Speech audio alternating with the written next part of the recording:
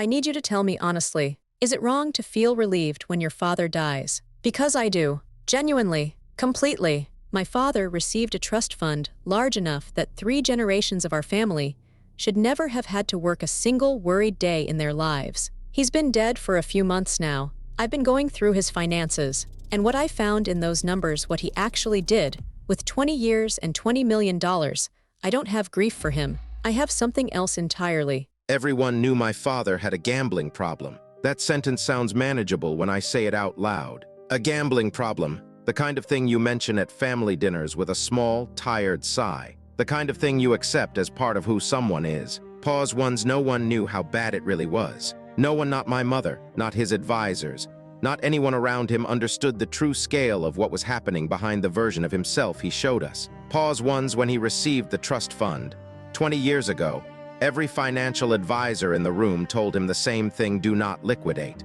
Leave it structured. Let it grow.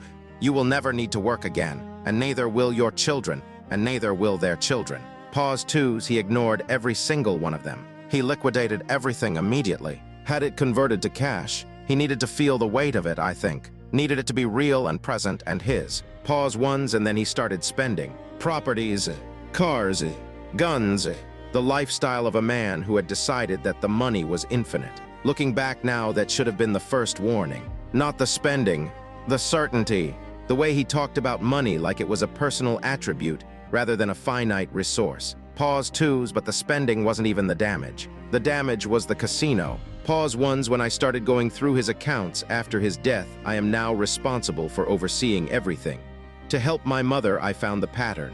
Not big bets, not dramatic swings on high-stakes tables. Pause one, slots. Keno, every single day. The same machines, the same corner of the same casino. $100,000 a month, sometimes more.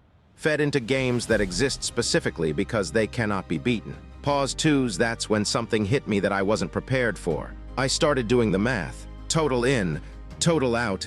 20 years of daily casino visits. Pause ones, nearly $20 million. Gone.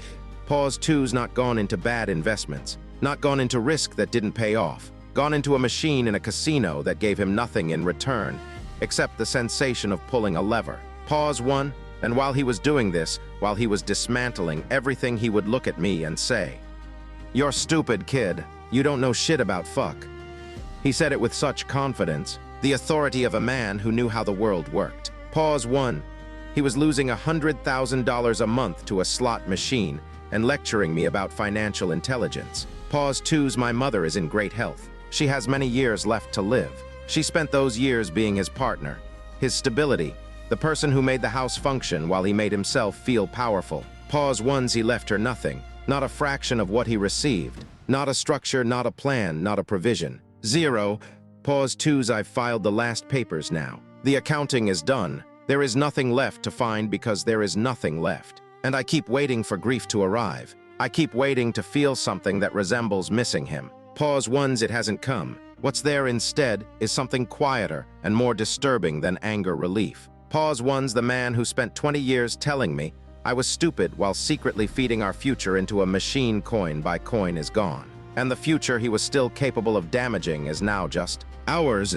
I don't know if that makes me a bad son, but I know what he did makes him something I don't have a clean word for.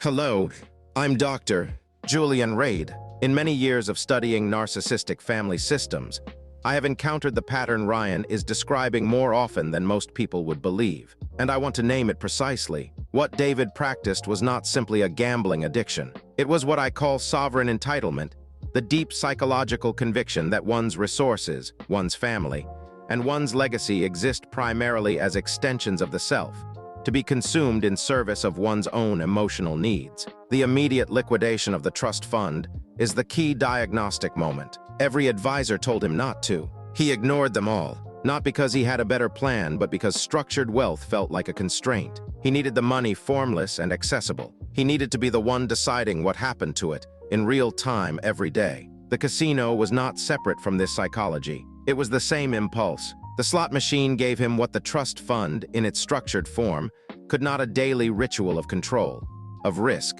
of being the person who decided the outcome even when the outcome was always predetermined against him. And the verbal abuse telling Ryan he was stupid, that he didn't understand money. This is textbook projection inversion. David was dismantling $20 million coin by coin, while positioning himself as the financial authority in the family. The abuse kept Ryan from looking too closely, kept everyone at a distance from the truth. Ryan's relief is not a moral failure. It is the exhale of someone who has been holding their breath inside a burning building for 20 years and has finally stepped outside. If you have ever felt guilty for not grieving the way you were expected to, you already understand why this matters. Subscribe to Soul Stories and tell me, can you mourn a person who spent their whole life making sure you had nothing left to mourn? Or is relief the only honest response? Leave your answer below.